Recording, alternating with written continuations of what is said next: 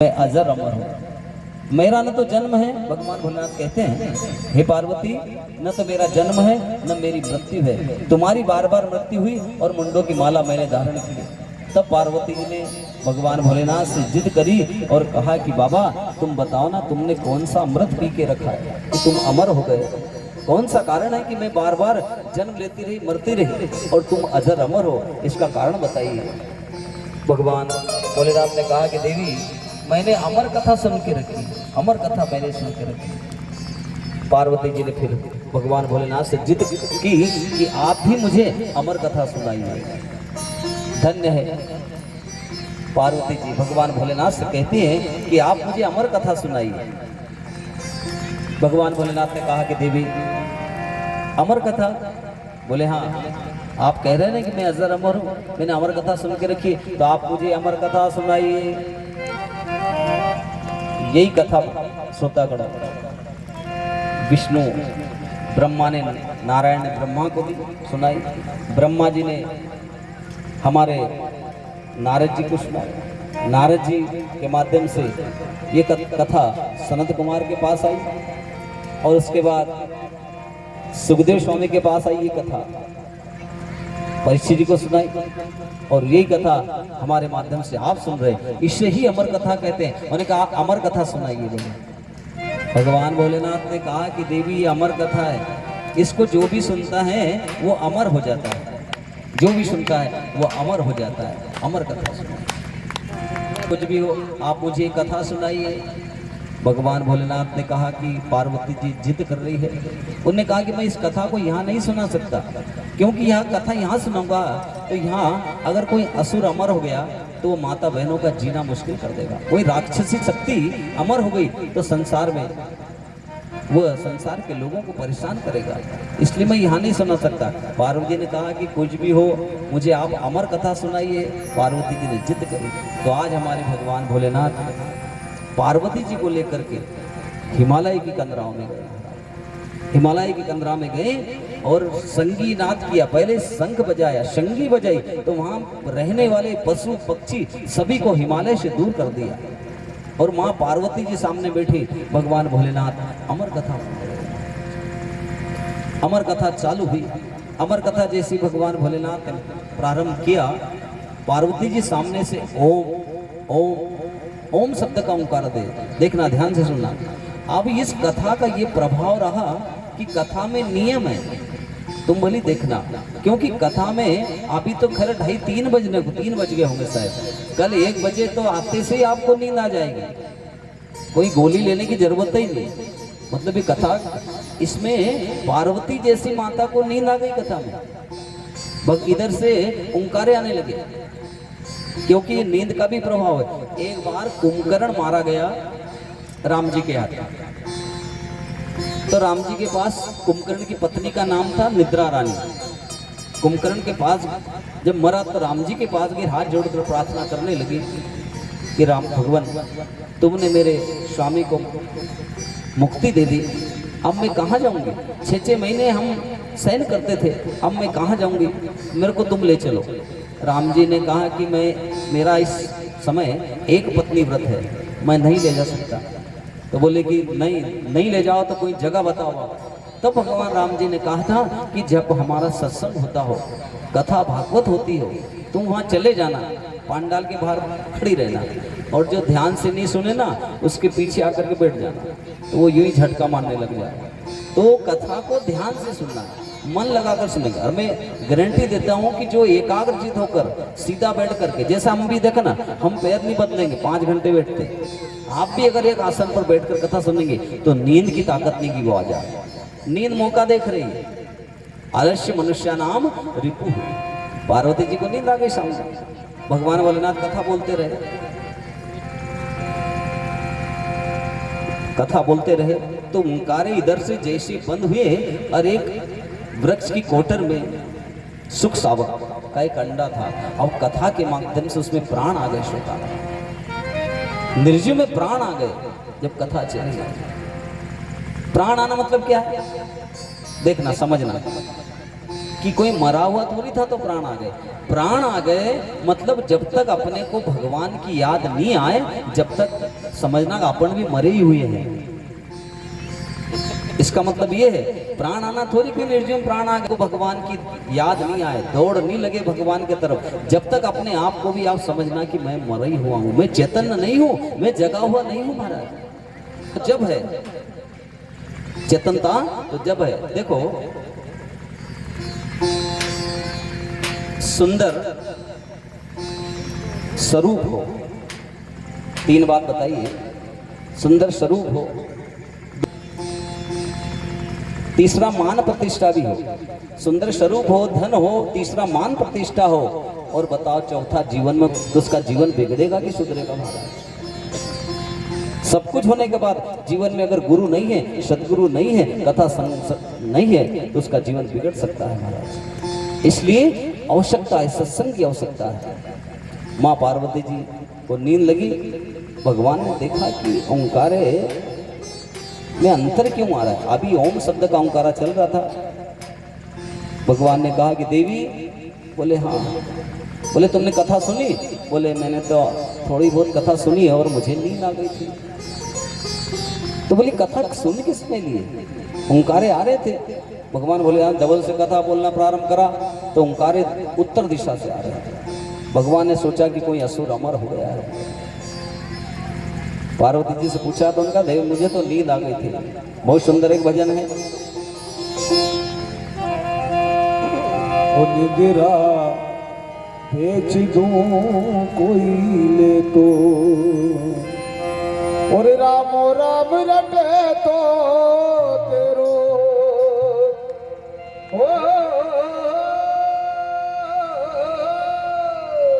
रामो राम रटे तो तेरो, और माया जाल कटे लो ये निद्रा बेच दूं कोई ले तो, निद्रा बेच दो कोई ले तो, निद्रा बेच दो कोई ले तो, और राम राम रटे तो, राम राम रटे तो तेरो, माया जाल कटे निद्रा बेच दो कोई ले तो, निद्रा बेच दो मैं तुझको। जय हो।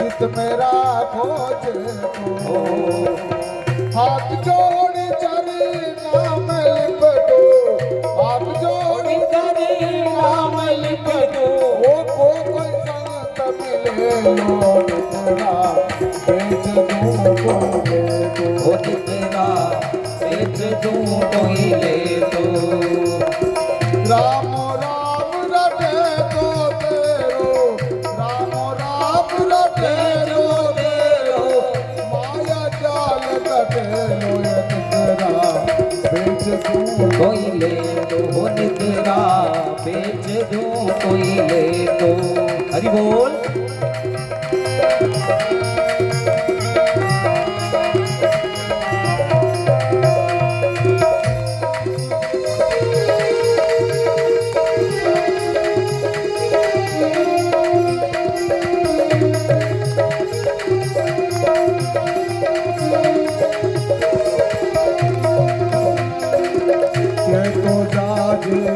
राजघराना के रसिया रस भोगी, या तो जादू राजघराना, या रसिया रस भोगी, या तो जाज राजघराना, या रसिया रस भोगी, या तो जाज राजघराना, या रसिया रस भोगी,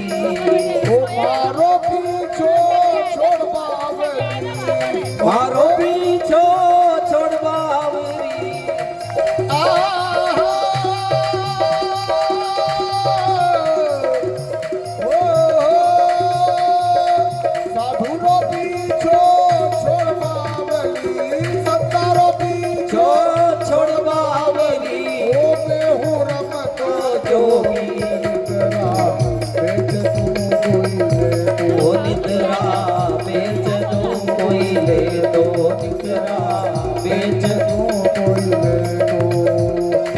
राम राम रटे जो तेरो, राम राम रटे जो तेरो, माया जाल कटे तो निद्रा बेच दूं कोई ले लो, बेच दूं कोई ले लो, निद्रा बेच दूं कोई ले लो, बेच दूं कोई ले लो। प्रेम से बोलना पड़ेगा, जय जय श्री राधे, जय जय श्री राधे। आज भगवान भोलेनाथ ने देखा कि आवाज में अंतर क्यों आ रहा है। अभी कुछ अलग तरीके से शब्द आ रहे थे। भगवान भोलेनाथ ने कथा प्रारंभ किया तो देखा कि ओंकार इधर से आ रहे हैं, उत्तर दिशा से आ रहे हैं। भगवान भोलेनाथ त्रिशूल लेकर के उठे और जिधर से ओंकारे आते थे उस ओर चलते थे।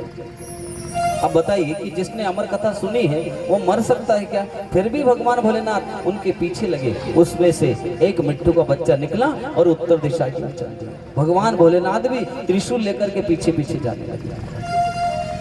मिट्टू लगाएंगे आज है ना? और सरस्वती नदी के किनारे व्यास जी और उनकी पत्नी अरनी देवी, सुबह सुबह का टाइम था।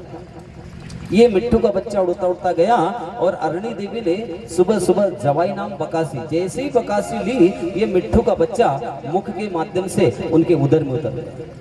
भगवान भोलेनाथ जी गए और कहा कि व्यास जी से कहा कि बाबा मेरा शत्रु आपके यहाँ आया है। उन्होंने कहा कि हम नहीं जानते तुम्हारा शत्रु हो या मित्र हो। बोले नहीं, अभी हमारा शत्रु तुम्हारी कुटिया में आया है। बोले महाराज मेरी कुटिया में तुम्हारा शत्रु होता तो मैं आपको दे देता। बोले मैंने देखा, भगवान भोलेनाथ कहते मेरा शत्रु आया है उसे मुझे दे दो, मैं उसे मारूंगा। अरणी देवी ने कहा कि महाराज तुम्हारा शत्रु हो या मित्र हो मैं ये तो न जानती, कुटिया में नहीं है परंतु ये 5 तत्व की कुटिया में मुख के माध्यम से वो उधर में उतर गया। महाराज अगर मेरे अंग पर होता तो पकड़ करके दे देती, मेरी कुटिया में होता तो पकड़ करके दे देती, परंतु 5 तत्व की कुटिया के अंदर ये मिट्टू ये पिंजरे में चला गया। महाराज मैं कैसे दे सकती हूँ? कहते हैं कि 12 साल तक भगवान भोलेनाथ वहां खड़े रहे, 12 साल तक खड़े। इसके बाद कैलाश पर्वत पर आ गए और ये जो अरणी देवी के गर्भ में मिट्टू का बच्चा उतरा था, अरणी देवी को गर्भ धारण हो गया। महाराज अरणी देवी को जैसे ही गर्भ धारण हुआ 1 महीने 2 महीने 3 महीने 10 महीने 11 महीने 12 महीने अपने यहाँ 12 महीने अगर माँ बहन को डिलीवरी न हो तो घर वालों को बड़ी चिंता होती है कि 10 महीने हो गए, 10.5 महीने हो, क्या कारण है? डॉक्टर पास जाते हैं, सलाह लेते हैं। आज 1 वर्ष हो गया, 2 वर्ष हो गए, ये बालक गर्भ से बाहर नहीं आया। व्यास जी को चिंता, अरणी देवी को चिंता। अब दुख के समय में कभी कभार ऐसा होता है कि उन्हें कहा कि ज्यादा दुख है, कष्ट है, तो उनका शास्त्र का सहारा लो। तो ये वेद शास्त्र पढ़ के सुना है, उपनिषद के मंत्र सुना है, वेद शास्त्र पढ़ के सुना है, गीता रामायण पढ़ के सुना है। तो जिसको जैसी आदत, इसको कथा सुनने की आदत थी, तो व्यास जी जब ये पढ़े तो ये पेट में से ओंकार देंगे, गर्भ में से इनको ऐसा लगे कि कुछ बोल रहा है। तब व्यास जी ने कहा कि बालक तुझे मालूम है तू रह रहा है जहां पर, वो जगह तेरी माँ को कितनी पीड़ा होती होगी। इस गर्भ से बाहर निकल करके भजन करके बताओ तो हम समझे कि तुम भजनानंदी हो। भागवत जी में आता है कि संसार में एक पहला गर्भ ऐसा था जो 12 साल तक माँ के गर्भ में रहा। ऐसा गर्भ आज तक कोई नहीं। 12 साल तक सुखदेव स्वामी रहे महाराज। पिताजी कहते हैं बेटा गर्भ से बाहर निकलो, पर ये निकलता नहीं है, अंदर से ओंकार देता। और कहा ज्यादा, जब पिता ने कहा तो अंदर से आवाज आई कि पिताजी ज्ञानी नाम पी चेतांसी देवी भगवती। हे पिताजी, हमने सुना है कि व्यक्ति 10वीं पीढ़ी पर चढ़ गया, उसके बाद में वहां से मैंने गिरते देखे, भक्ति की पराकाष्ठा पर पहुंच गए, वहां से नीचे हमने गिरते देखे। आवाज आई अंदर से, ज्ञानी नाम अपनी चेतांसी देवी भगवती सा बलादा कृष्टा मोह माया आकर्षण। ज्ञानियों को भी चित्त को, अपन ने देखे नहीं, कई बाबा जेल में बंद है जिनके 250 आश्रम थे भारत में, विदेशों में थे, गिर गए नहीं ऊपर चढ़ करके। तो ये सुखदेव स्वामी माँ के पेट से बोल रहे हैं कि पिताजी हमने देखा है कि ज्ञानी नाम अपनी चेतांसी देवी भगवती, ये भगवान की जो विष्णु माया महामाया है, इसने किसी को न छोड़ा, अपने बल के आकर्षण से पकड़ करके ये संसार सागर में डुबो दिया महाराज। इसलिए मैं गर्भ से बाहर होने वाला नहीं हूं। पिताजी ने कहा कि बेटा, अरे भजनानंदी तुझे जब माने, किसी को पीड़ा हो ऐसा भजन नहीं होता, किसी को पीड़ा दे करके भजन करे। भजन तो ऐसे होना चाहिए जैसे अपन माला फेरने बैठे और घर वालों बच्चों को कहेंगे तुम घर से बाहर जाओ मैं माला फेर रहा हूं, तो ऐसी माला थोड़ी फेरी जाती है। बच्चे भी खेलते रहे, घर में चाहे टीवी चलती रहे, अपना भजन माला में लग जाए तो उसको मानना कि मैं भजन कर रहा हूं। ये तो टीवी बंद कर बच्चों को तुम कहे घर से बाहर जाओ हम माला फेर रहे, ऐसा नहीं होता। बोले कि तू संसार में आकर के, मैं नहीं होऊंगा, मुझे संसार की माया चिपक जाएगी, संसार की माया मुझे आकर्षित करके मोह में धकेल देगी। 12 वर्ष के बाद गर्भ से जैसी बाहर हुई। अब दूसरा श्लोक आया, सुनना। पहला श्लोक सच्चिदानंद, अब दूसरा श्लोक ये आता है कि जैसे गर्भ से बाहर हुए सुखदेव स्वामी, पिताजी व्यास जी पीछे लगे और जब बालक 12 साल का बालक गर्भ से बाहर हुआ, इतना बड़ा था वो चल दिया। जपते हैं यम प्रवज्र जंत मनुपेत मेत कृत्यम द्वीपायनो विरहकारा आजुहाव। फिर कहते हैं पुत्रेति तन्मयता सर्वोभिन्देषु ईश्वतं सर्वभूत हृदयं मुनिमानतोष्मि।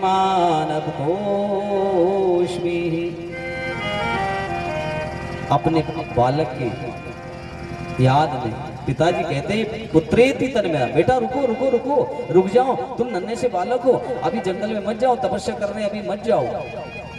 गर्भ से बाहर हुए 12 साल के और सुखदेव स्वामी चलते। पिताजी व्यास जी रोकते हैं, बेटा रुको रुको रुको, अभी मत जाओ, अभी तुम नन्हे बालक हो। तब उसने कहा पिताजी अभी तुम मुझे क्या ज्ञान दे रहे थे जब मैं गर्भ था, जब तुम ज्ञान दे रहे थे कि गर्भ से बाहर आकर के भजन करो। पिताजी मैं गर्भ से बाहर आकर भजन करने जा रहा हूँ तो तुम बाधक बन गए, तुम मुझे रोक रहे हो भजन करने के लिए। पिताजी आपकी उम्र भी 60 साल हो गई है, सिर के केस सफेद हो गए। पिताजी देखो आज सुखदेव स्वामी अपने पिता को ज्ञान दे रहे हैं कि आप कह रहे थे भजन करने जाओ, तो मैं भजन करने ही तो जा रहा हूँ, आपका ही कहना मान रहा हूँ और आप ही रोक रहे हैं कि मत जाओ मत जाओ। पिताजी समय कम है, समय का कोई ठिकाना नहीं, इस समय कब पलटी मार जाए महाराज। आज अपन सब बैठे हैं हमारे मोहल्ले हरसुद में 15 दिन में 3 जने, किसी की उम्र 38, किसी की उम्र 35 साल।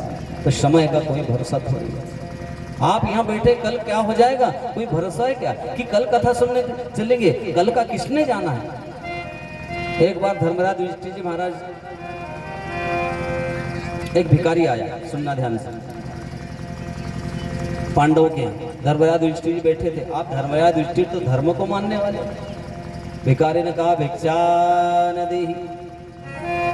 तब धर्मराज जी महाराज ने कह दिया कि कल आना। जैसे ही कल शब्द का कहा तो इधर भीम दादा ने पंचजन्य नाम का शंख बजा दिया। सुनेंगे ध्यान से, पंचजन्य शंख बजा दिया। जैसे ही शंख बजाया तो धर्मराज युधिष्ठिर ने कहा कि भैया अरे तुमने शंख बजा दिया, ये शंख तो कोई युद्ध में विजय प्राप्त होती जब बजाया जाता है, अभी बिना कारण क्यों बजा दिया, अपन ने कौन से युद्ध में विजय प्राप्त कर लिया। उन्होंने कहा कि भैया तुमने काल पर विजय प्राप्त कर ली। ध्यान से सुनना, तुमने काल पर विजय प्राप्त कर ली। बोले कैसी काल पर। बोले तुमने वो बाबा को क्या बोला कि बाबा कल देंगे, इसका मतलब है कि तुमने काल पर विजय प्राप्त कर ली, तुम कल तक जीवित रहोगे बड़े भैया। धर्मराज जी भैया को ज्ञान आ गया, समझ बैठ गई कि कल का कोई भरोसा नहीं कि जीवित रहेंगे न रहेंगे। उसी टाइम उस भिखारी को बुलाया और धर्मराज जी महाराज ने दान दिया महाराज। इसलिए कहते हैं कि कभी कभी गाढ़ रासो अरे सिंह हार जावे। इसको भी दे देना, क्या कहा है संतों ने? उसको ले जा रहे हैं ना, इसको भी ले जा। समय को भरोसो कोनी समय कद पलटी मार जावे, समय को भरोसो कोनी समय कद पलटी मार जावे। कदी कदी गाढ़ रासो सिंह हार जावे, कदी कदी गाढ़ रासो सिंह हार जावे, समय को भरोसो कोनी समय कद पलटी मार जावे, समय को भरोसो कोनी समय कद पलटी मार जावे। जय हो हरि बोल।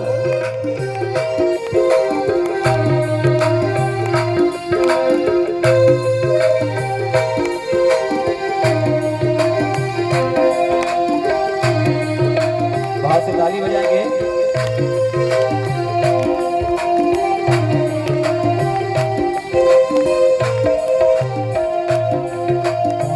वशिष्ठ महामुनि जाने लिख लिख बात बतावे। गुरु वशिष्ठ ज्ञानी लिख लिख बात बतावे। और गुरु वशिष्ठ महामुनि जाने लिख लिख बात बतावे। गुरु वशिष्ठ महामुनि ज्ञानी लिख लिख बात बतावे। और श्री राम जंगल में जावे किस्मत पलटी खावे। जंगल में जावे किस्मत पलटी खावे। और राजा दशरथ प्राण त्यागते, राजा दशरथ प्राण त्यागी और हाथ लगा नहीं पावे। समय को भरोसो कोनी समय कद पलटी मार जावे, समय को भरोसो कोनी समय कद पलटी मार जावे। और कभी कभी गाढ़ रासो सिंह हार जावे। वो कभी कभी गाढ़ रासो सिंह हार जावे। समय को भरोसो कोनी समय कद पलटी मार जावे। समय को भरोसो कोनी समय कद पलटी मार जावे। हरि बोल।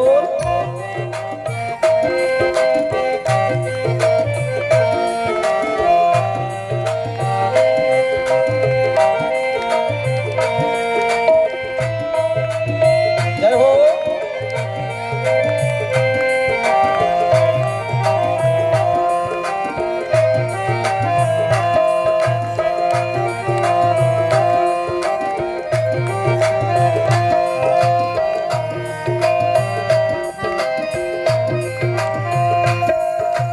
राजा हरिश्चंद्र रानी तारावती रोहित हरे राजा हरिश्चंद्र रानी तारावती रोहित खबर कहावे। ओ भैया रोहित खबर कहावे। हो भैया रोहित खबर कहावे।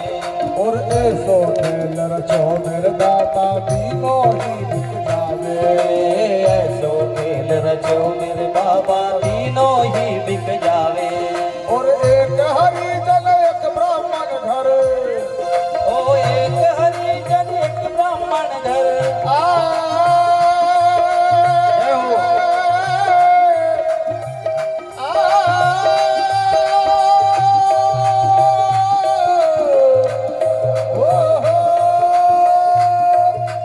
एक हरिजन एक ब्राह्मण घर, एक हरिजन एक ब्राह्मण घर। कुबजा घर जावे समय को भरोसो कोनी समय कद पलटी मार जावे। समय को भरोसो कोनी समय कद पलटी मार जावे। और कभी कभी गाढ़ रासो सिंह हार जावे। कभी कभी गाढ़ रासो सिंह हार जावे। समय को भरोसो कोनी समय कद पलटी मार जावे। समय को भरोसो कोनी समय कद पलटी मार जावे। को भरोसो कोनी समय कद पलटी मार जावे। समय को भरोसो कोनी समय कद पलटी मार जावे। कद पलटी मार जावे। समय कद पलटी मार जावे। तो समय को भरोसो कोनी समय कद पलटी मार जावे ओ कभी कभी गाडरासु सिंह हार जावे समय को भरोसो कोली समय कद पलटी मार थोड़ा आगे खिसक जावे। जाओ ना। आज अपने पिता से कहने लगे व्यास जी से कि पिताजी समय का भरोसा नहीं है, वो भी सोया समय वापस का जाओ, पापा के पास जाके। भरोसा नहीं कि समय कब पलटी मार जाए। तुम्हारी मोरा वृद्धावस्था बाबू हो के गई, पास सोया, तुम भी वापस हो जाओ भगवान वहाँ की भजन करो और मुझे भी भजन मीरा करो। मौसी के पास सोया जाओ। चलो। हाँ आज व्यास जी अपने आश्रम पर आ गए और सुखदेव स्वामी उत्तर दिशा की ओर चले गए।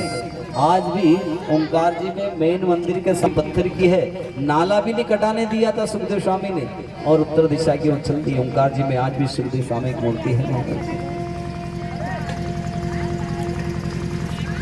चले।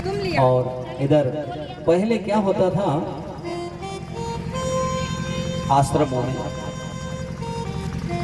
आश्रमों में जब गुरु दीक्षा के लिए जाते थे तो बच्चों को काम करना पड़ता था, जंगल से लकड़ी लाना पड़ती थी। आश्रम में आटा अगर नहीं है तो आटा मंग के लाना पड़ता था। एक दिन व्यास जी और रानी देवी ने बच्चों से कहा कि बच्चों आज लकड़ी नहीं है, जंगल से लकड़ी लेकर के आओ, जंगल से लकड़ी लेकर के आओ, क्योंकि लकड़ी नहीं है। बच्चे लोग आश्रम से जंगल में लकड़ी लेने के लिए तैयार हुए और कहने लगे कि गुरु माता, अरे हम नन्हे नन्हे बालक हैं, हमको जंगल में भय लगेगा, डर लगेगा, लकड़ी लेने जाएंगे।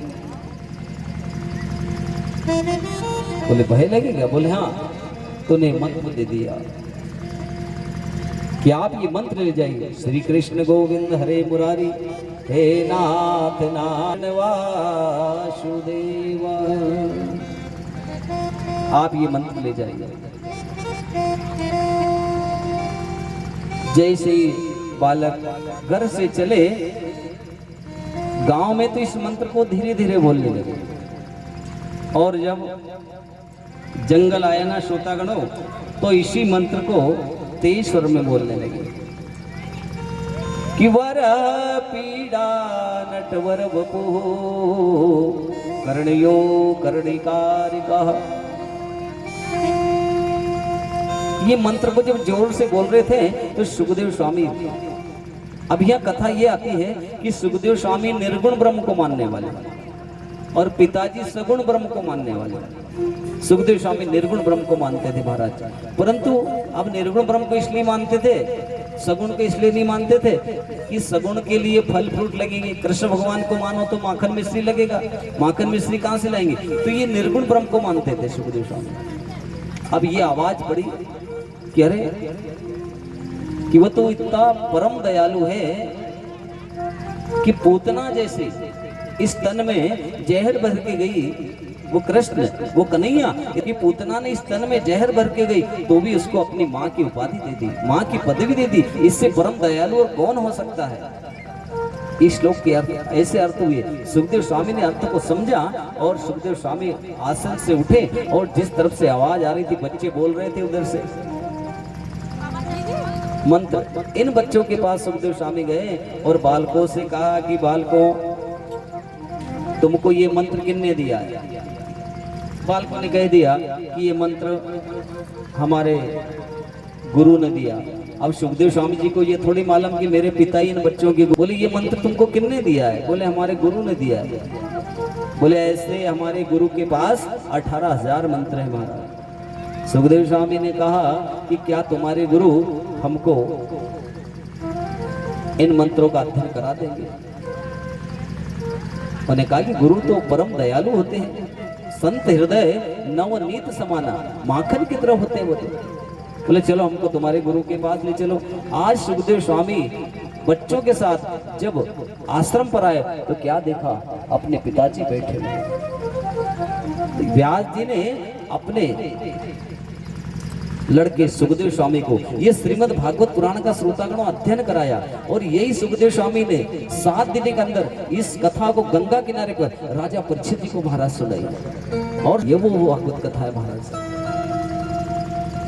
आगे कथा में आता है,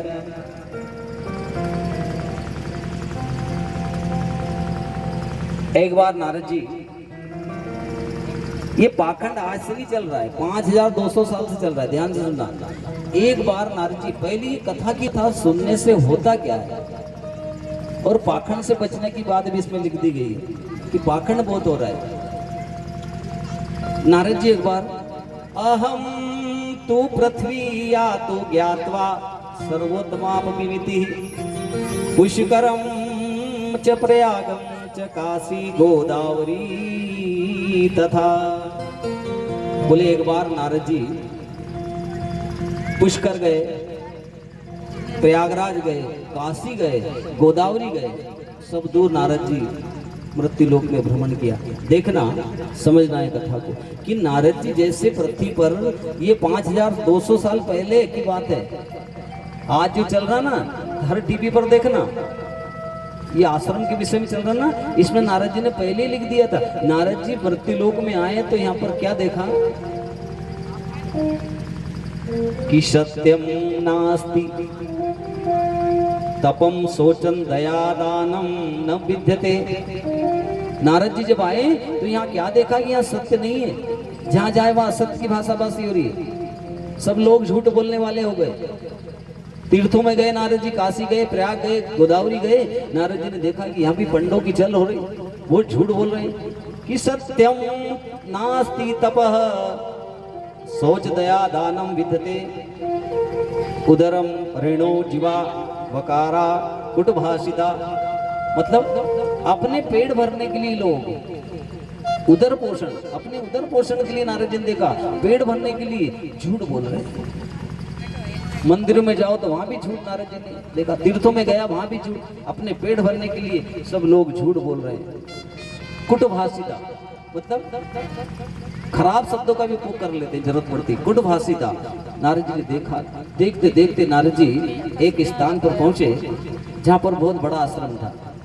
देखो आज आश्रम की बाढ़ चल रही है, पूरी भागवत जी टीवी पर जितनी आए ना, बाद में यही वहाँ आश्रम बन रहा है, ये नंबर चल रहा है, इस पे पैसा आ रहा है, ऐसे चल रहा है ना टीवी पर। ये नारद जी ने पहले ही लिख दिया था कि इस पाखंड से भी जरा सावधान रहना।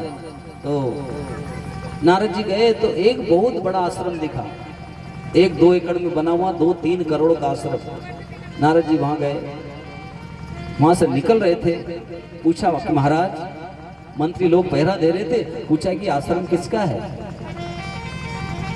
पहरेदारों ने कहा कि त्यागी बाबा का।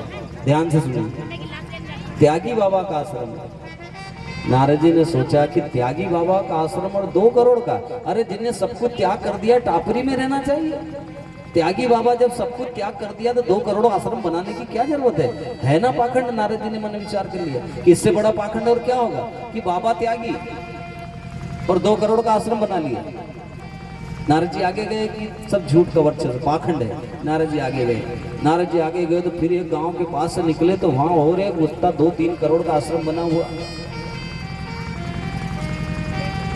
वहां कुछ बच्चे खेल रहे थे और गेट पर पहरेदार खड़े हुए थे, चौकीदारों से पूछा नारद जी ने कि ये आश्रम किसका है भैया। नारद जी ने पूछा तो चौकीदार कहने लगे कि आश्रम ब्रह्मचारी बाबा का है। ध्यान से सुनना, क्या कहा कि आश्रम ब्रह्मचारी बाबा का है। फिर नारद जी ने पूछा कि बच्चे, बोले बाबा के बच्चे हैं। नारद जी ने मन में किया कि ब्रह्मचारी बाबा और बाबा के बच्चे, तो ये काहे का ब्रह्मचारी। नारद जी सोचे इससे बड़ा पाखंड और क्या हो सकता है। अरे बाबा ब्रह्मचारी और बाबा के तो बच्चे खेल रहे, कितना बड़ा पाखंड है। नारद जी ऐसे करते करते फिर थोड़ी दूर निकल गए। एक जगह देखा तो एक आश्रम बोर्ड दिखा। नारद जी वहां गए, वहां पूछने लगे कि भैया अरे आश्रम किसका है। उन्होंने कहा कि आश्रम मोनी बाबा का है। आश्रम किसका बताया, मोनी बाबा का। और अंदर ही संत अंदर झगड़ा कर रहे थे। नारद जी ने पूछा कि आवाज काहे की आ रही झगड़े जैसी। उनके बाबा ही बाबा लोग आपस में झगड़ा कर रहे हैं। नारद जी ने सोचा कि बाबा मौनी और आश्रम में जरा मौन की व्यवस्था नहीं, यहाँ तो चिल्ला चोट रही है, इससे बड़ा पाखंड और क्या हो सकता है। नारद जी ऐसे घूमते घूमते कहाँ पहुंचे, यमुनां तटमात्रेण यत्र लीला हरे प्रभु। भगवान बाल कृष्ण की जहाँ पर लीला आज वृंदावन कोशे घूमते घूमते नारद जी, जहाँ पर वृंदावन के धाम को मर्म न जाने कोय, डार डार और पात पात पर राधे राधे हो। नारद जी घूमते घूमते वहाँ पहुँचे। महाराज शांति नहीं मिली नारद जी को। कहीं देखा तो झूठ चल रही है, कहीं वकीलों की चल है, कहीं पाखंड चल रहा है। जैसे ही नारद जी वहाँ गए और वृंदावन में एक माँ ने आवाज लगाई नारद जी से। नारद जी निकल रहे थे, क्या कहा कि भो भो साधु, हे साधु, हे जाने वाले राहीर, हे साधु, कि भो भो साधु क्षणम तिष्ठ मम चिंतामपि नाशय। हे साधु, करीब मेरे पास में आइए, मेरी चिंता को समाधान कीजिए, मैं बहुत चिंता में बैठी हूँ। 4-5 निकाल ले, क्योंकि वीडियो तो चल। दर्शनम तव लोकस्य सर्वथा परम परम। कहती है कि ऐसे संत सुना है कि संत के दर्शन करने से तीर्थ का फल प्राप्त होता है, संत के दर्शन करने से पाप का क्षय हो जाता है। हे नारद जी, आप भी संत हैं, तनिक मेरे और आइए। नारद जी पास में आए। नारद जी ने हाथ जोड़ा, कौन हो, मुझे आवाज लगाने का कारण क्या है? नारद जी ने कहा, उन्हें कहा कि नारद जी, अहम भक्ति रीति ख्याता इमो मैं तनयो मताः। अहम भक्ति रति ख्याता। उन्हें कहा कि महाराज, नारद जी, मैं भक्ति हूँ, मेरा नाम भक्ति है। अच्छा, आपका नाम भक्ति है? उन्होंने कहा कि ये अचेत अवस्था में जो लड़के हैं, कहने लगी, ज्ञान वैराग्य नामानो काल योगेन जरा जरा। बोले ज्ञान वैराग्य काल योगेन जरा जरा। ज्ञान और वैराग्य मेरे पुत्र हैं, नारद जी से कहती है, और मैं भक्ति हूँ। तो वृंदावन में श्रोतागणों, माता बहनों, जाओ आप कभी तो वृंदावन में देखना, राधे राधे का नाम उच्चारण हो रहा है। वृंदावन में भक्ति है। कहने का तात्पर्य भक्ति वहाँ पर यौन अवस्था है, वहाँ ज्ञान वैराग को कोई मानने वाला नहीं है। इसलिए भक्ति कह रही है कि मेरे पुत्र ज्ञान वैराग इस समय बेहोश है महाराज। इनको नारद जी ने कहा कि देवी, और ये तुम्हारे पंखे डुला रही हैं, तुम्हारी ये सेवा कर रही है, ये कौन खड़ी हुई है साथ में? नारद जी ने पूछा तो ये कहने लगी, गंगादि सरी तेभ्य मम सेवार्थ समागतः तथापि न च मे श्रेय सेवितायाम सुरारपि। बोले गंगा, यमुना, सरस्वती आदि नदियां रूप धारण करके ये सब मेरी सेवा कर रही है। पर नारद जी, तुम मेरे लड़कों को होश में ला दीजिए, इतना काम कर दीजिए। अब नारद जी को यहाँ अहंकार आ गया। नारद जी ने कहा कि भक्ति, तुम चिंता मत करो, मैं तुम्हारे बालकों को होश में नहीं लाया ना तो मेरा नाम नारद नहीं। अहंकार पाप का मूल, नर माया देख मत भूलो। नारद जी को भी भक्ति का थोड़ा अहंकार आ गया कि भक्ति तुम चिंता क्यों करती हो, तुम्हारे लड़कों को ज्ञान वैराग को होश में नहीं लाया तो मेरा नाम नारद नहीं। अब नारद जी ने उनको दुर्बलहाम चिरम याता पुत्राभ्याम समंदस्ता। नारद जी ने अपने वेद का अध्ययन, वेद पाठ सुनाया, गीता का पाठ सुनाया, उपनिषद सुनाए, परंतु ये बेहोश थे ना, ये करवट इधर से इधर ले ले पर खड़े नहीं हुए। नारद जी परेशान हो गए। नारद जी ने मन विचार किया कि क्या करना चाहिए।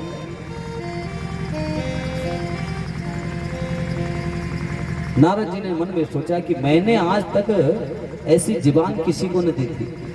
अपन कभी किसी को जीवान दे देते हैं ना तो मन विचार आता है नहीं मैंने उसको जीवान दिया, खाली नहीं जाना चाहिए। आज नारद जी ने कह दिया कि भक्ति तुम्हारे बालक ज्ञान वैराग को मैं होश में नहीं लाया तो मेरा नाम नारद नहीं। परंतु होश में नहीं आए तो नारद को चिंता हुई। नारद जी को, नारद जी मन विचार करने लगे क्या करना चाहिए। नारद जी वहां से चल दिए। नारद जी वहां से गए बद्री आश्रम और बट वृक्ष के नीचे बैठे हुए थे। नारद जी जैसे ही जाकर के बैठे और देखो बुलाने की जरूरत नहीं पड़ी। ध्यान रखना, नारद जी संत थे तो कोई संत को बुलाने की जरूरत न पड़ी। सनक सनंदन सनातन सनत कुमार ये बिना बुलाए नारद जी के पास चले गए। उसको आए तो कहते हैं। जिसको जैसी आदत होती है ना, बुलाने की जरूरत नहीं पड़ी। तुम्हारे पास तंबाकू खाने की आदत है और तंबाकू खुट जाए तो जिसके पास तंबाकू है ना उसके पास तुम चल जाओ, उसको ढूंढ लोगे वो कहाँ बैठा हुआ है, जरूरत नहीं पड़ेगी। मतलब ये होता है कि भैया है क्या, तो जो जैसा है वो वैसे को ढूंढ लेता है। आज नारद जी संत थे तो 4 संत वहां पर पधार गए और कहा कि भगवान के दास कभी होवे ना उदास। बोले तुम्हारी उदासी का क्या कारण है? तब नारद जी ने कहा कि मैंने सब दूर गया, काशी गोदावरी प्रयाग सब दूर गया, परंतु जब वृंदावन गया महाराज सनत कुमार से कहते हैं वहां पर एक माता ने आवाज लगाई, भोभो साधु क्षणम तिष्ठ मम चिंताओं भी नाश है, मेरी चिंता को दूर कीजिए। मैं गया तो उन्होंने कहा कि मेरे ज्ञान भक्ति वैराग पुत्र हैं, इनको होश में ला दीजिए। तो हे सनत कुमारों, मैं उनको होश में नहीं ला सका। बोले महाराज, और मैंने वचन दे दिया था, इसलिए बस ये चिंता में यहाँ बैठा हूँ। तब सनत कुमार जी ने कहा कि नारद जी तुम चिंता मत करो,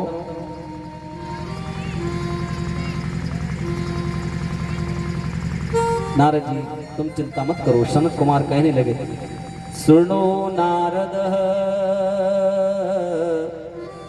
वक्ष्यामो विनम्राय विवेकिने गंगा द्वार समीपे तु तत आनंद नामकम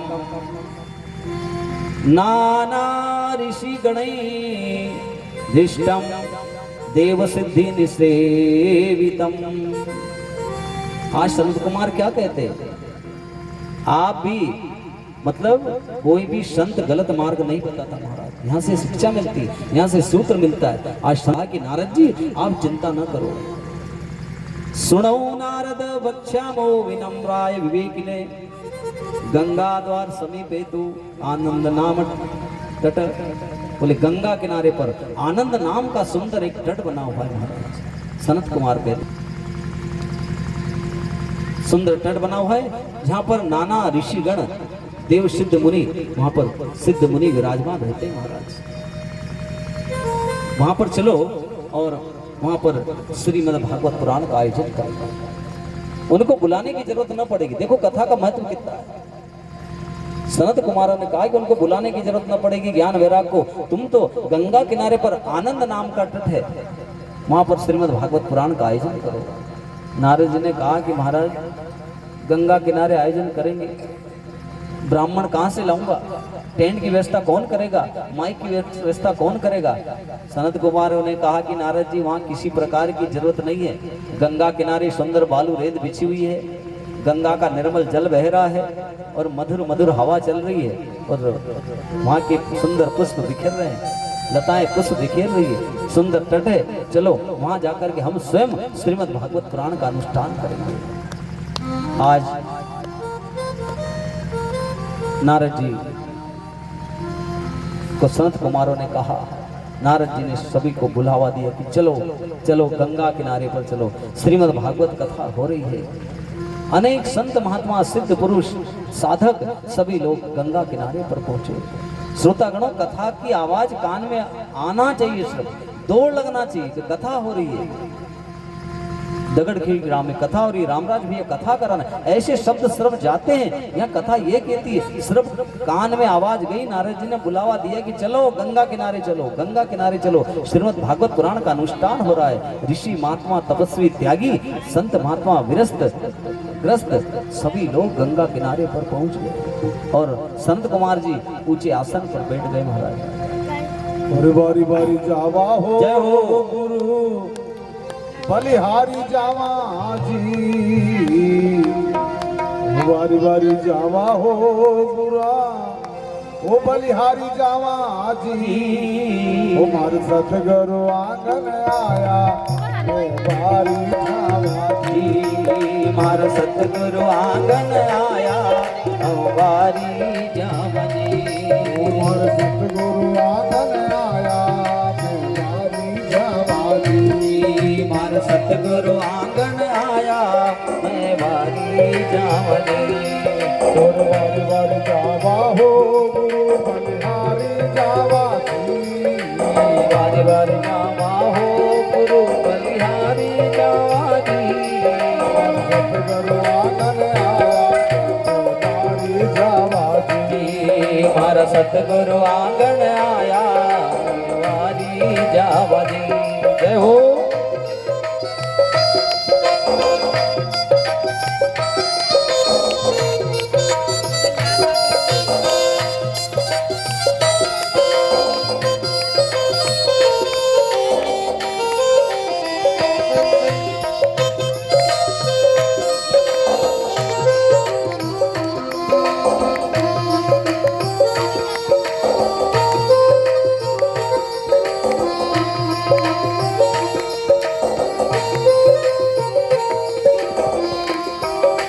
भाव से ताली बजाएंगे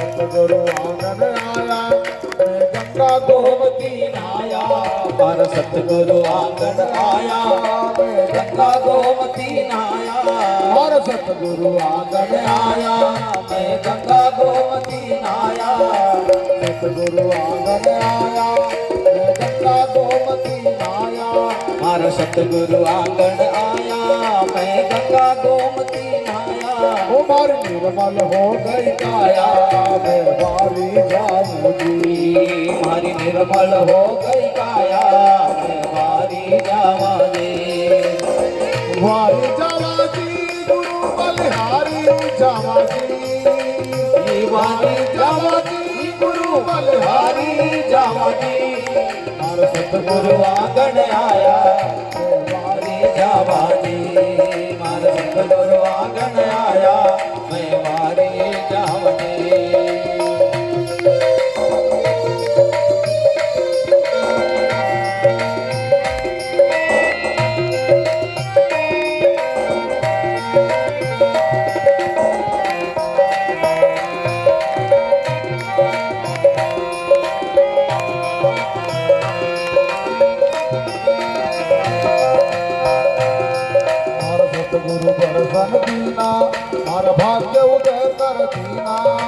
सतगुरु दर्शन दीना हर भाग्य उदय कर दीना मारा सतगुरु दर्शन दीना मारा भाग्य उदय कर दीना हर सतगुरु दर्शन दीना हर भाग्य उदय कर दीना मारा सतगुरु दर्शन दीना मारा भाग्य उदय कर दीना बारी जाओगे और बार बार जावा हो गुरु बलिहारी जावा जी बारी बारी जावा हो गुरु बलिहारी जावा जी हर सतगुरु आंगन आया बारी जावा जी मारा सतगुरु आंगन आया बारी जावा जी बारी जावा जी बारी जावा जी बारी जावा जी प्रेम से बोलना पड़ेगा जय जय श्री राधे जय जय श्री राधे श्याम। बंद तो नहीं हुआ। आज गंगा किनारे पर अनेक संत महात्मा ऋषि ग्रस्त वैरागी त्यागी तपस्वी सब लोग एकत्रित हो गए और शरद कुमार जी ऊंचे आसन पर बैठे और नारद जी सामने बैठे। श्रोतागण कथा चली ना, तो जब कथा चली तो कोई बुलाने की जरूरत न पड़ी। ज्ञान वैराग भक्ति ज्ञान वैराग 7वें दिन सर्वांग सुंदर रूप धारण किया और पांडाल में होकर से पुष्पों की वर्षा हुई, दुमदुमी नगाड़े बजे, नृत्य करने लगी। भक्ति का प्रभाव। ये कथा का महत्व बताया गया। स्टार्टिंग में महत्व पर बोला गया कि इसका महत्व क्या है। 3 चीज अपने अंदर भी विराजमान है, भक्ति ज्ञान और वैराग। ये सबके अंदर है, परंतु 7 दिन में इनको अपने को जगाना पड़ेगा। कथा ये कहती है, कथा का महत्व भी है, ज्ञान भी, भक्ति भी, वैराग। ज्ञान तो सब में है, ज्ञान ऐसा नहीं कि ज्ञान सब में है, परंतु अच्छा खाली नाव हो और तुम उस पर बैठ जाओ तो पार हो जाएंगे क्या? नहीं हो। नाव भी चाहिए, वो लकड़ी की आवली भी चाहिए और नाविक चलाने वाला भी चाहिए। तीन चीज चाहिए जब पार हो गया आप। इसी प्रकार भक्ति ज्ञान वैराग की स्टार्टिंग में कथा क्यों दी है? अपने अंदर भी ज्ञान होगा, भक्ति होगी और वैराग होगा, जब जाकर के व्यापार भवसागर से महाराज पार होंगे। इसलिए शुरू में इसका महत्व बताया गया है। वृंदावन बिहारी लाल की जय हो। आगे कथा में ऐसा आता है, 28,000 ऋषि शिवजी महाराज कहते हैं कि आपने श्रीमद् भागवत पुराण कथा के बारे में बताया और कि श्रीमद् भागवत कथा श्रवण करने से दुराचारी, व्यभिचारी, निंदा करने वाले, माता पिता को दुख देने वाले आदि सब भवसागर से पार हो जाते हैं। तो एक आध दृष्टांत ऐसा है, एक कथा ऐसी है कि अपने माता पिता को दुख दिया हो और वो कथा के माध्यम से भवसागर से पार हुआ। महाराज कुछ ऐसी कथा हो तो सुनाइए। 28,000 ऋषि, देखो कितना सुंदर प्रश्न किया। 28,000 ऋषि जी महाराज कहते हैं कि आपने कहा कि कथा श्रवण करने से, जो कथा श्रवण करता है, दुराचारी, व्यभिचारी, निंदा करने वाले, झूठ बोलने वाले, माता पिता को दुख देने वाले, ये सब अपार भवसागर से पार हो जाते हैं। भवसागर से महाराज पार हो जाते हैं। बोले हाँ। तब 28,000 ऋषि कहते हैं कि कोई ऐसा प्रमाण, मजबूत प्रमाण दो कि जो माता पिता को दुख दिया हो और कथा सुन करके वो भवसागर से पार हो गया। कोई ऐसा मजबूत प्रमाण श्रीमद् भागवत पुराण में है क्या? तब शिवजी महाराज कहते हैं, हे 28,000 ऋषियों, आप ध्यान से सुनिए। त्वंगभद्रा तटे पूर्वम भूतपत्तनमत्र नमः यत्र वर्णा सर्वधर्मेण सत्य सत्य कर्म तत्पराः। बोले तुंगभद्रा नदी के किनारे पर एक सुंदर गांव बसा हुआ था। वहां पर 4 वर्ण के लोग रहते थे, ब्राह्मण, क्षत्रिय, वैश्य और शूद्र। तुंगभद्रा नदी किनारे पर सुंदर गांव था, वहां 4 वर्ण के लोग रहते थे। आत्मदेव पुरे तस्मिन सर्व वेद विशारद। उसी गांव में एक आत्मदेव नाम का ब्राह्मण वेद विशारद, वेद को जानने वाला रहता था। महाराज 28,000 ऋषि शिवजी महाराज बहुत सुंदर कथा सुनाते हैं। बोले आत्मदेव नाम का ब्राह्मण रहता था, उनकी पत्नी का नाम बोले धुंधली था। पत्नी का नाम धुंधली था। एक दिन आत्मदेव ब्राह्मण के हाथ में आईना आया। आईना मतलब कांच, लोटा नहीं था वहाँ? आईना आया, कांच आया। तो कांच, श्रोतागणों, कांच से सुंदरता देखने के लिए नहीं, सुंदरता भी देखो, देखना मना नहीं है, परंतु आत्मदेव ब्राह्मण ने जब हाथ में कांच आया तो क्या देखा कि मेरी जरावस्था हो गई है, मेरे सिर के केस सफेद हो गए, चेहरे पर छुरियां पड़ गई है, मेरे यहाँ संतान नहीं है। ऐसा मन में विचार किया आत्मदेव ब्राह्मण ने। आत्मदेव ब्राह्मण मन में सोचने लगे कि मेरा अंतिम संस्कार कौन करेगा, मेरी अर्थी को कंधा कौन देगा। ऐसा मन में विचार करा और विचार करने के बाद उन्होंने कहा कि मेरे यहाँ संतान नहीं है, इससे तो डूब करके मर जाना चाहिए। आत्मदेव ब्राह्मण आज घर से चले, सोचा घर से चले और उत्तर दिशा की ओर चल दिए। उत्तर दिशा की ओर चले। ब्राह्मण एक सरोवर के किनारे पर पहुंच गए। सरोवर के किनारे पर जाने के बाद मार्ग में नारद जी मिले। नारद जी ने कहा कि क्यों ब्राह्मण कहाँ जा रहे हो? संत रूप में थे। ब्राह्मण ने कहा कि मैं इधर ही ऐसे ही आया हूँ। क्यों तपस्या करने आए हो? बोले नहीं। फिर इस सरोवर में स्नान करने आए हो? बोले नहीं। तो किस लिए आए हो? डूब करके मरने के लिए आया हूँ। नारद जी ने कहा कि अरे ब्राह्मण होकर के, ज्ञानी होकर के डूब कर मरना चाहते हो? क्यों मरना चाहते हो? बोले मेरे यहाँ संतान नहीं है और आप एक संतान का नहीं वरदान देंगे तो तुम्हारे सामने सरोवर में डूब करके मर जाऊंगा। नारद जी ने सोचा मेरे सामने बोल रहा है कि नहीं संतान का वरदान दोगे तो डूब करके मर जाऊंगा। यहाँ पर आत्मदेव ब्राह्मण को नारद जी समझाते हैं।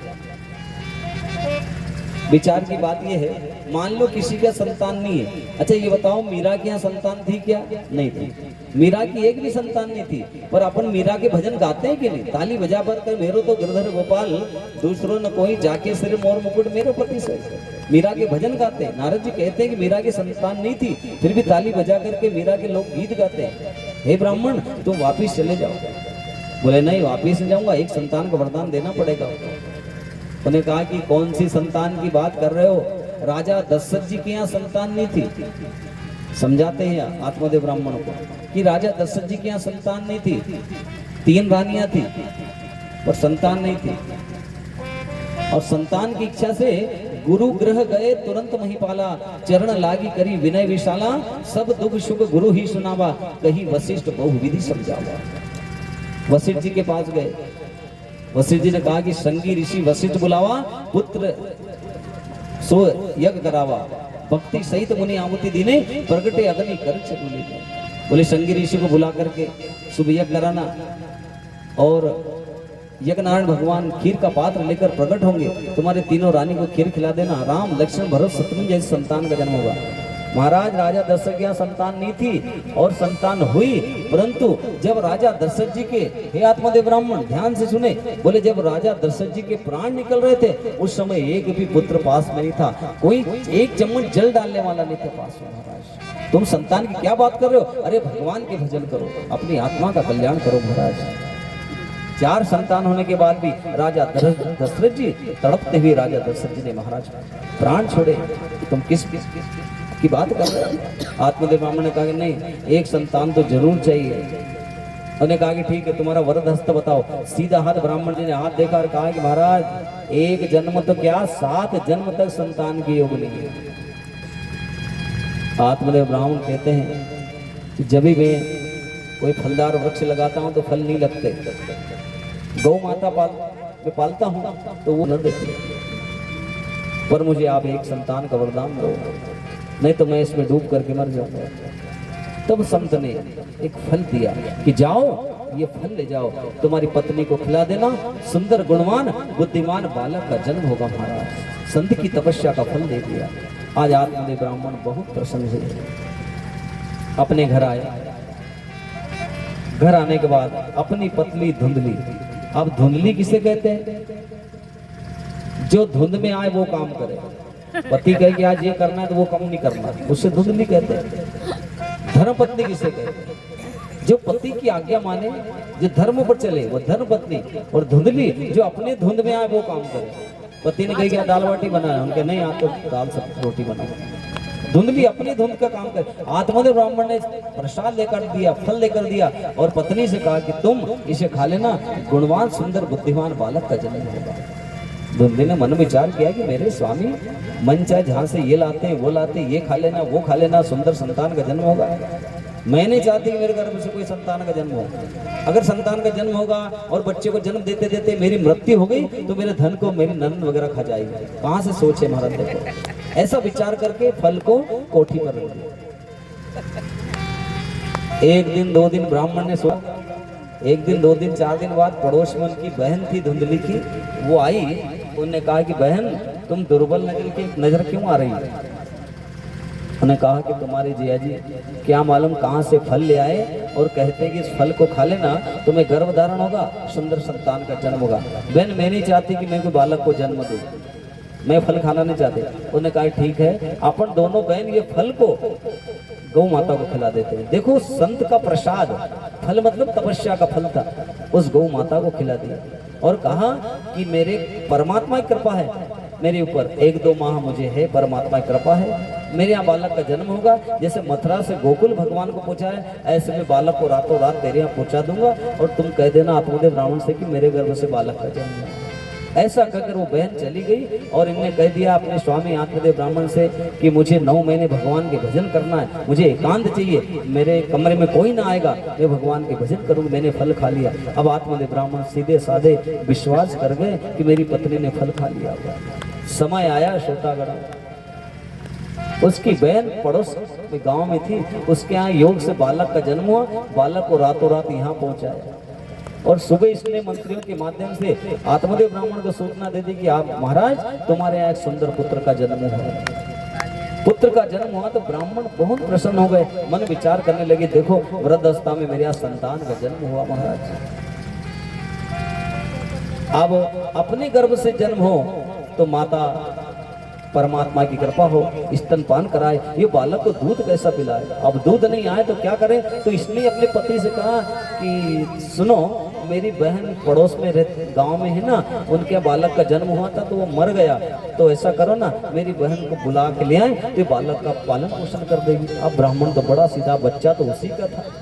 ये ब्राह्मण सोचा चलो ठीक है बुला लेते हैं। वो बहन को बुलाया और बालक का पालन पोषण हुआ महाराज। कुछ दिन तक बहन रही और अपने घर चली गई और ब्राह्मणों को बुलाया गया और एक समय ऐसा आया कि गौ माता के गर्भ से भी एक बालक का जन्म हुआ। ब्राह्मण ने मन विचार किया कि देखो पहले तो मेरे यहाँ संतान होती नहीं थी, आज तो गौ माता के गर्भ से भी बालक का जन्म हो रहा है। पूरा शरीर मनुष्य का, सिर्फ कान गाय के बछड़े जैसे कान थे महाराज। ब्राह्मणों को बुलाया गया, इसका नाम धुंधकारी रखा। इसका नाम तो आत्मदेव ब्राह्मण ने और कुछ रखना चाहा, तो पत्नी क्या कहती, नहीं जैसा मेरा बेटा, जैसा मेरा नाम मेरे बेटे का भी वैसे ही होना चाहिए। मैं धुंधली तो धुंधली का धुंधकारी, मेरे नाम के हिसाब से नाम रखो, तो उसका नाम धुंधकारी रख दिया। और गौ के गर्भ से बालक जन्म हुआ, उसका नाम गोकर्ण रख दिया। ये दोनों भाई हो गए गोकर्ण और धुंधकारी महाराज। समय आया, गोकर्ण जी महाराज तो संत का जो प्रसाद था, उस छोटे बालक बन से भगवान की पूजा करे, मंदिर के दर्शन करे, सत्संग करे, बड़ा धार्मिक निकला गोकर्ण। और ये धुंधकारी ये धुंध में उठे, जब 5 साल का हुआ कि पत्ते खेलने लगा, पैसे खेलने लगा, गोटी खेलने लगा, उल्टे सीधे काम करने लगा। गोकर्ण जी से महाराज से आत्मदेव ब्राह्मण ने कहा कि गोकर्ण भैया ये तुम्हारा भाई उल्टे सीधे काम करता है। गोकर्ण जी महाराज ने कहा कि पिताजी ये संसार है, सब अपना अपना कर्म करने के लिए आए हैं। किया कर्म कभू न छूटे, जन्म जन्म दुश्मन हो लुटे। किया कर्म कभी पीछा नहीं छोड़ता। हो सकता है कि तुम्हारा बदला लेने आया हो, पिताजी तुम भी भजन करो और मुझे भी भगवान के भजन करने दो। गोकर्ण जी महाराज ने अपने पिताजी से कहा, उसका कर्म वो करेगा। पिता तुम्हारी वृद्धावस्था हो गई है, तुम भी भगवान के भजन करो। और गोकर्ण जी महाराज तीर्थाटन के लिए निकल गए, तीर्थ करने के लिए निकल गए और पिताजी भी तीर्थ करने के लिए निकल गए। घर पर माता धुंधली थी तो ये क्या करता है, माता से पैसे मांगता है कि माँ मुझे पैसे दो, मैं जुआ खेलूंगा, मैं सट्टा खेलूंगा, मुझे पैसे दो। जब माँ ने पैसे नहीं दिए जब तक थे, जब तक दिए, फिर पैसे नहीं दिए तो ये अपनी माँ को प्रताड़ित करने लगा, अपनी माँ को मारता है। श्रोतागणों, संतों ने कहा कि माँ के अंदर दया कितनी होती है। माँ दया की मूर्ति है। माँ स्वयं गीले में सोती है और सूखे में अपने बच्चे को सुलाती है कि मेरे बालक को कुछ हो न जाए। वो बालक अगर वृद्धावस्था में माँ को पीड़ा पहुंचाए तो भगवान भी माफ नहीं करेंगे। तुम तीर्थ में जाओ ने, गंगा भी कहेगी कि मेरे में स्नान क्या कर रहे हैं, तेरे जन्म देने वाली गंगा तो घर बैठी है, तुझे जन्म दिया है वो गंगा तेरे घर पर बैठी है। कि गंगा बड़ी नी गोदावरी, तीर्थ बड़ो नहीं केदार, सब तीर्थों में माता बड़ी, जिन दियो हीरा अवतार। सब तीर्थों में माता बड़ी, जिनने दियो हीरा अवतार। माँ से कहता, माँ मुझे पैसे दो, मैं सट्टा खेलूंगा, जुआ खेलूंगा। माँ को पैसे नहीं थे तो अपनी माँ को इतना मारा कि माँ के प्राण पंखेरु उड़ गए और माँ की पोटली बांधी और कुएं में फेंक दी महाराज। धुंधकारी और इन्हें 4 वेश्या अपने घर ले आया, 4-5 वेश्या अपने घर ले आया। इनके पालन करने के लिए चोरी करता है, चोरी करके लाना, पालन पोषण करना। श्रोतागणों, कोई ये धुंधकारी की बात नहीं, कोई वेश्या की बात नहीं है। सबके पीछे 4-5 वेश्या लगी। काम, क्रोध, लोभ, मोह, मत्सर रूप रंग शब्द और स्पर्श, ये 5 रूप रंग शब्द स्पर्श और गंध, ये 5 विषय सबके पीछे लगी है। एक दिन ये भी अपने हाल वही करेगी जैसे धुंधकारी का हाल करा। देखना इन वेश्याओं ने क्या किया। एक दिन इतना धन चोरी करके लाया है, शाम के टाइम की बात है, रात में 12 बजे आया। उनको क्यों, आज तो बहुत सारा माल लाए हैं। वेश्याओं ने कहा, उन्होंने कहा एक राजा के यहाँ से हाथ चढ़ गया, धन लेकर के आए। अब सब भोजन वगैरह किया और धुंधकारी सो गया। वेश्याओं ने मन विचार किया, कभी पकड़े गए तो इसके बदले अपने को जेल जाना पड़ेगी। एक पुलिस, एक वकील, एक ये लोग, ये किसी के नहीं होते महाराज। रात का समय है और पांचों ने विचार किया कि इसको मौत के घाट उतार दे और यहाँ से फरार हो जाए। चारों ने फांसी का फंदा तैयार किया। ये धुंधकारी सोया है। एक से कहा कि गरम गरम अंगारे चूल्हे में से निकाल के लाओ। चारों ने धुंधकारी के गले में फंदा डाला और फंदा जब खींचा तो धुंधकारी की आंखें लाल हो गई, जीभ बाहर आ गई है और मुख से फेस आ रहा है, पर प्राण नहीं निकल रहे। पापी के प्राण सेज में नहीं निकलते महाराज, तड़प रहा है। 4 वेश्या ने कहा कि एक से कहा अति शीघ्र गरम गरम अंगारे लाओ। गरम गरम अंगारे ला करके धुंधकारी के मुंह में ठूस ठूस करके भर दिए। जो वेश्याओं के संगर में वाकी गतिया हो, या से हम समझाते हैं इनके चक्कर में पड़ियो न कोई। धुंधकारी तड़प रहा है, मुंह में अंगारे ठूस ठूस करके भर दिए और तड़पते तड़पते तो बड़ी मुश्किल से धुंधकारी के प्राण निकल गए। चारों वेश्याओं ने उन्हीं के घर में गड्ढा खोदा और उसको गाड़ दिया, मट्टी ऊपर से डाल दी और दरवाजा लगा करके वेश्याएं फरार हो गई। ये कथा कहती क्या है? सिंगाजी बाबा कहते हैं कि संगी हमारा चंचला, हम भी चालनहार। एक गया से 2 गया, 2 से गया 4। यहाँ भी एक दिन चले जाएंगे महाराज, सर से प्राण निकलेंगे। उस समय चिति जल पावक गगन समीरा पंच रचित यव अधम शरीरा। ये 5 गई ना, समझना। ये शरीर पृथ्वी जल आकाश वायु और अग्नि से मिलकर के बना हुआ है। इस शरीर में से जिस दिन प्राण वायु चले जाएगी, 1 गया से 2 गया, 2 से गया 4। शरीर से प्राण वायु गई, 4 तत्व रहेंगे, फिर भी शरीर को लोग जला करके भस्म कर देंगे। वायु तत्व जाने से 4 तत्व कोई मायना नहीं रखता महाराज।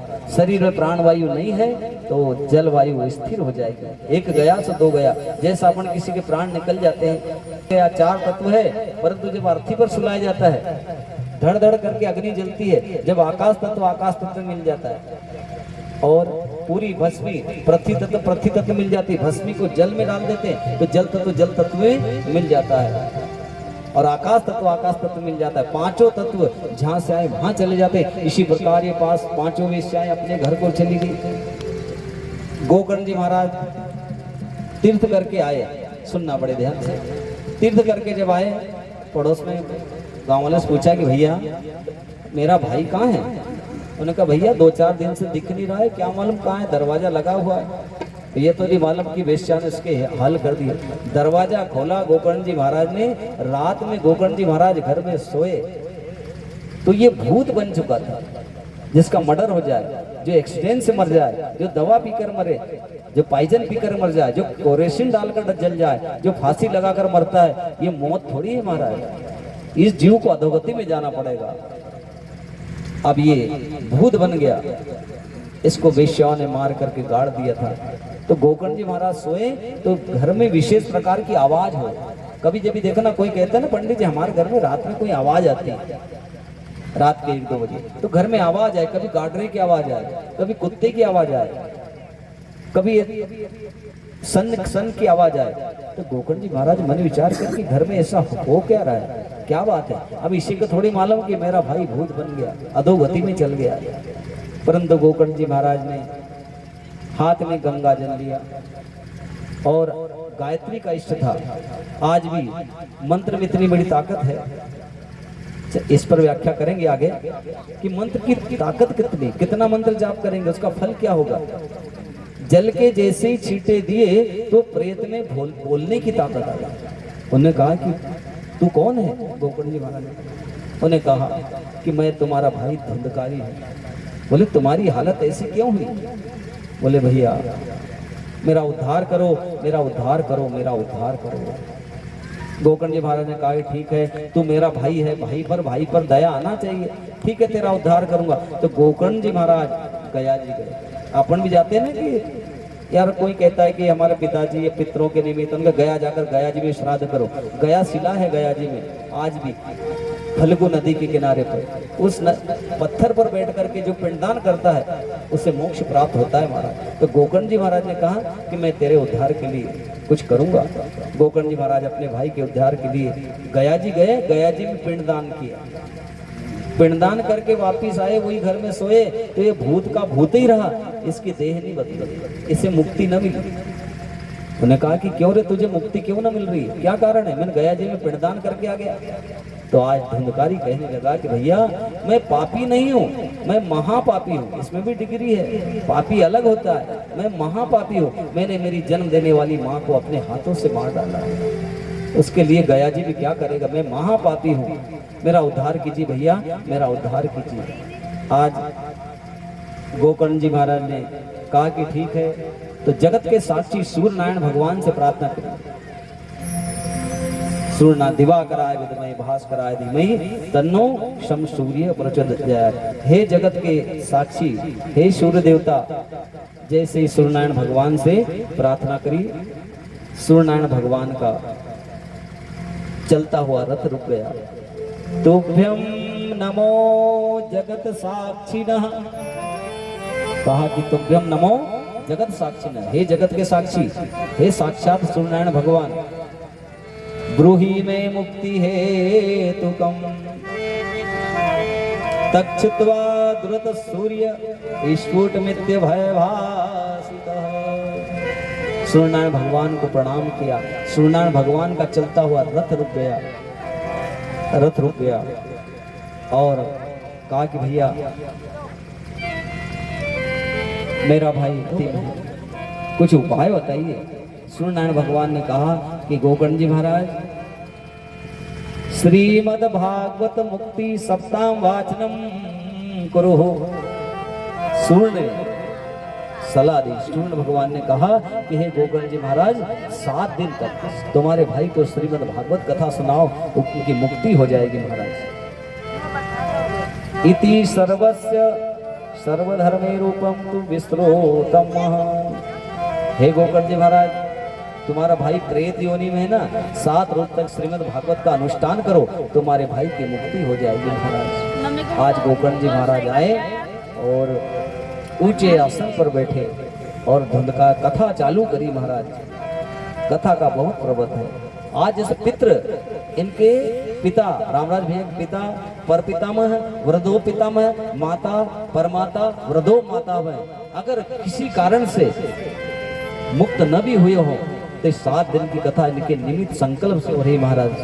तो यहाँ आता है कि जो इस कथा को सूर्यनारायण भगवान कहते हैं कि हे गोकर्ण जी महाराज, तुम्हारा भाई भूत है, प्रेत की योनि में, तुम 7 दिन कथा सुनाओगे तो मैं गारंटी से कहता हूँ, मैं जगत के साक्षी सूर्यनारायण भगवान आज कहते हैं तुम्हारे भाई की मुक्ति हो जाएगी।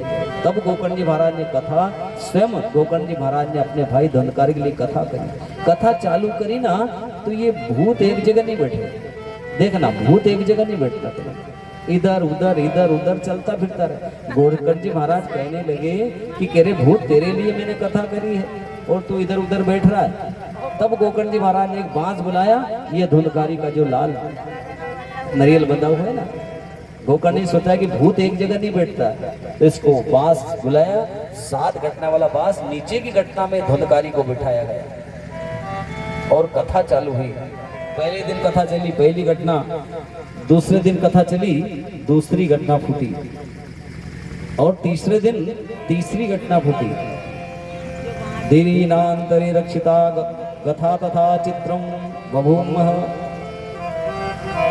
दूसरे दिन दूसरी, तीसरे दिन तीसरी, चौथे दिन पांचवी, छठवें दिन छठवीं घटना, 7वें दिन 7वीं घटना फूट गई और वो भूत था सर्वांग सुंदर रूप धारण कर लिया और पांडाल में आकर नाचने लगा। पुष्पों की वर्षा हुई और बैकुंठ से विमान आए महाराज, विमान आए और ये भूत विमान में बैठ करके बैकुंठ जाने लगा। सब श्रोता कहने लगे कि कथा तो हमने भी सुनी है, इसमें तो भेद हो जाएगा। कल को लोग ये कहेंगे कि भाई ने कथा सुनाई और भाई को बैकुंठ पहुंचा दिया, सारे कथा सुनने वाले यहीं रह गए। गोकर्ण जी महाराज ने कहा कि मेरे भाई ने जैसी कथा सुनी वैसी कथा तुमने नहीं सुनी।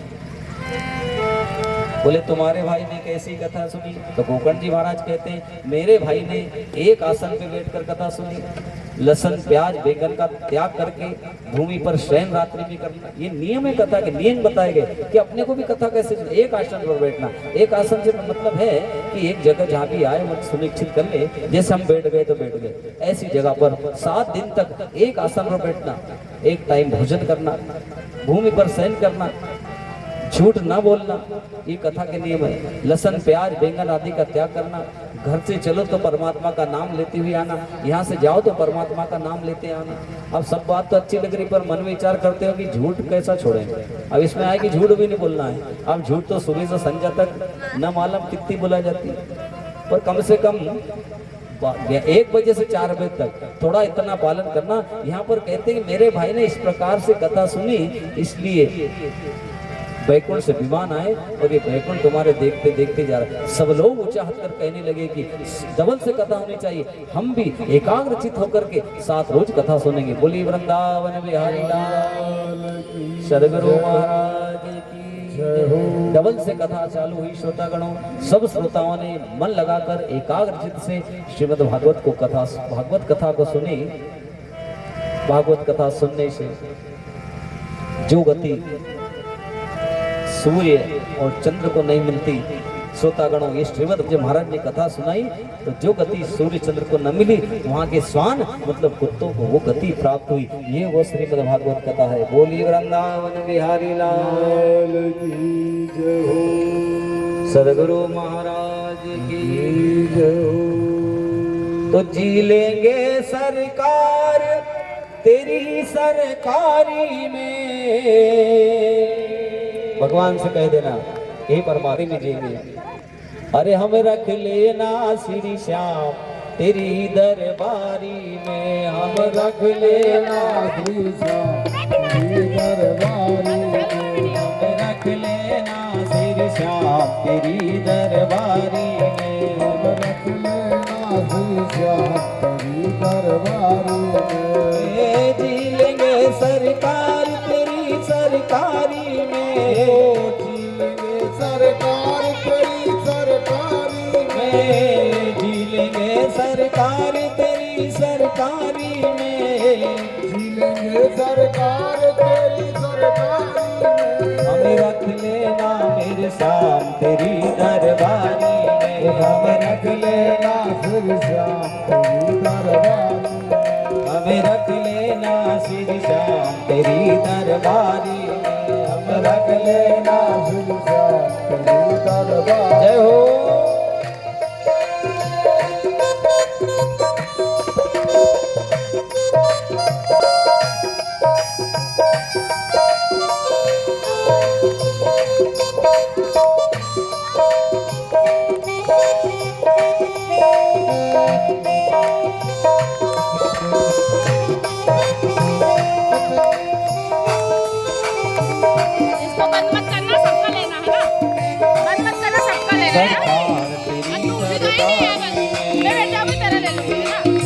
तेरा रुतबा तेरा नजारा तू जहाँ से न्यारा है, तेरा रुतबा तेरा नजारा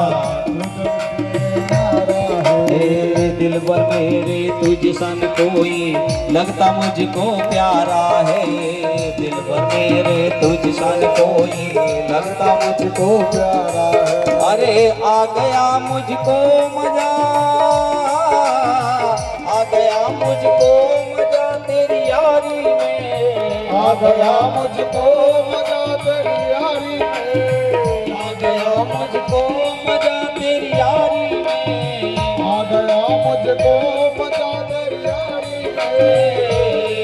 हम रख लेना श्री श्याम तेरी दरबारी में, हम रख लेना श्री श्याम तेरी दरबारी में, रख लेना श्री श्याम तेरी दरबारी में, हम रख लेना श्री श्याम तेरी दरबारी में। जी ले लेंगे सरकार तेरी सरकारी में, जी लेंगे सरकार तेरी सरकारी में, जी लेंगे सरकार तेरी सरकारी में, जी लेंगे सरकार तेरी सरकारी में, हम रख लेना श्री श्याम तेरी दरबारी में, हम रख लेना श्री श्याम तेरी दरबारी में, हम रख लेना श्री श्याम तेरी दरबारी में, हम रख लेना श्री जय हो।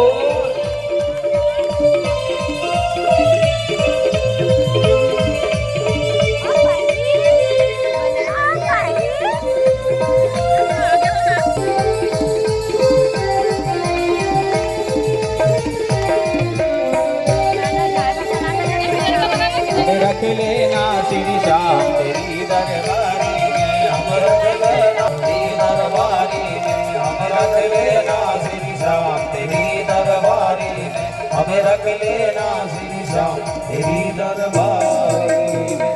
बोले वृंदावन बिहारी लाल की जय जय श्री राधे, जय जय श्री राधे। कथा को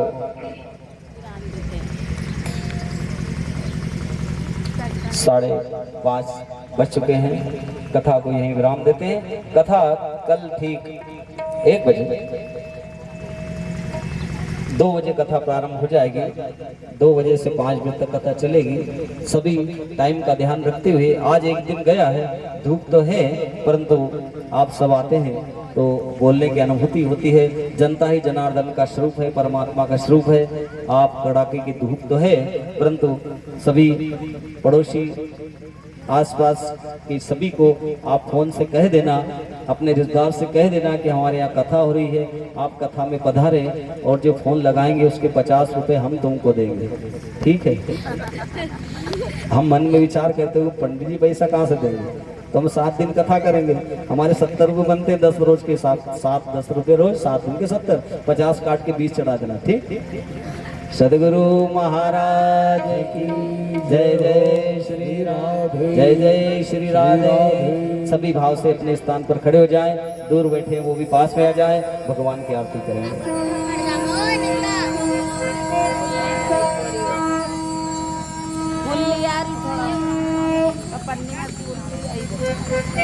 चल आप भी ले आ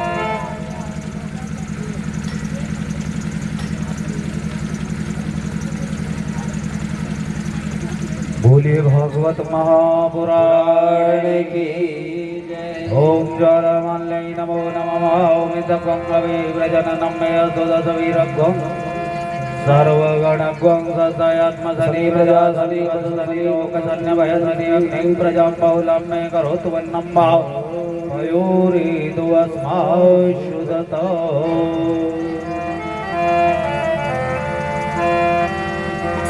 भाग्य बिहारी तेरी आरती गाओ, भाग्य बिहारी तेरी आरती गाओ, आरती गाओ लाला तुम कोरी जाओ, आरती गाओ लाला तुम कोरी जाओ, आरती गाओ लाला तुम को मनाओ, आरती गाओ लाला तुमको मनाओ, भाग्य बिहारी तेरी आरती गाओ, भाग्य बिहारी तोरी आरती गाओ, मोर मुकुट तेरे शीश ऊपर सोहे,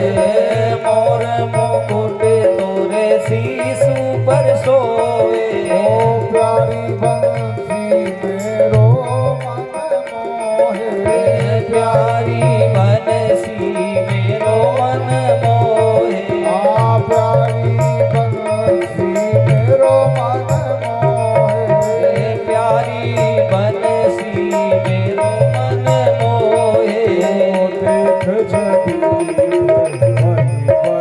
जाओ देख छवि मैं भले भले जाओ बाग बिहारी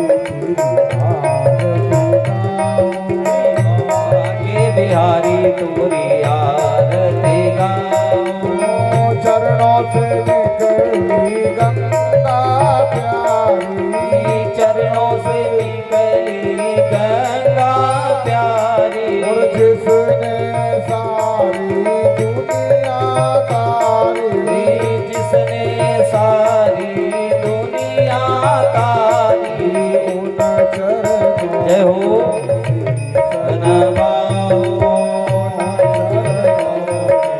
आरती गाओ बिहारी तोरी आरती गाओ बिहारी तोरी आरती गाओ दास अनाथ के नाथ आप हो दास अनाथ के नाथ आप हो सुख दुख जीवन प्यारे साथ आप हो सुख दुख जीवन प्यारे साथ आप हो जन्म जन्म जन्म जन्म आरती गाओ बाके बिहारी तोरी आरती गाओ बिहारी तोरी आरती गाओ श्री हरिदास के प्यारे तुम हो श्री हरिदास के प्यारे तुम हो मेरे मोहन जीवन धन हो ओ मेरे मोहन जीवन धन हो प्यारी छवि के मन में ओ बसाओ प्यारी छवि मैं दिल में बसाओ बाग बिहारी तेरी आरती गाओ बाके बिहारी तोरी आरती गाओ चलो तो मामा हो दीदार सीता जी घर हरि को बताओ तुम चलो संतो दीदार सीता जी घर हरि को बताओ बाबा मनो सजन मधुर लब है रे बाबा मनो सजन मधुर लब है रे असो आवे न दूजी बात सीता जी घर हरि को बतावनो ओ असो आवे न दूजी बार सीता जी घर हरि को बतावनो बाबा जिन गुरु गोविंद सेव लिया बाबा जी ने गुरु गोविंद से हलिया हो तो उतरे भव जल पार सीता जी घर हरि को बतावनो वो तो उतरे भव जल पार सिंहा जी घर हरि को बतावनो बाबा यो बल नहीं आवे पावनो बाबा यो बल नहीं अब पावनो तुम मानो बचन नर नार सीता जी घर हरि को बतावनो तुम मोरो वचन नर नार सिंहा जी घर हरि को बतावनो बाबा धन करनी सतगुरु कियो बाबा धन करणी संत गुरु की जितना जीत लियो संसार सिंहा जी घर हरि को बतावनो जितना जीत लियो रे संसार सिंहा जी घर हरि को बतावनो बाबा दल्लू पतित हरि बीना दियो बाबा दल्लो पतित हरि विनती गुरु राखो चरण आधार सिंहा जी घर हरि को बतावनो गुरु राखो चरण आधार सिंहा जी घर हरि को बतावनो हो तुम चलो संतो बाबा हो दीदार सिंहा जी घर हरि को बतावनो तुम चलो संतो बाबा हो दीदार सिंहा जी घर हरि को बतावनो हो कर्पूर गौरम रम करुणावतारम संसार सारम भुजगेन्द्रहारम सदा वसंतम हृदय वंदे भवम भवानी शैतम नमः कपूर जलाओ माला ताल गाए कपाल माला से कराय दिगंबराय च दिगंबराय नमः शिवाय च नमः शिवाय त्वमेव माता च पिता त्वमेव त्वमेव वन्दी च सखा त्वमेव त्वमेव